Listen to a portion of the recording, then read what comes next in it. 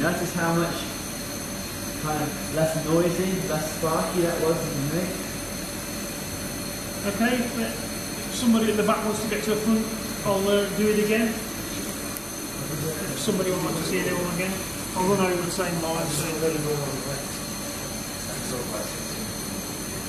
Ready? Are we ready, guys? Yeah, we've programmed it to go in the same page all the time. You can let the rubber line close and drop on the camera. You're getting to the tech where the part is in the follow. We're not going to do any programming together. Okay.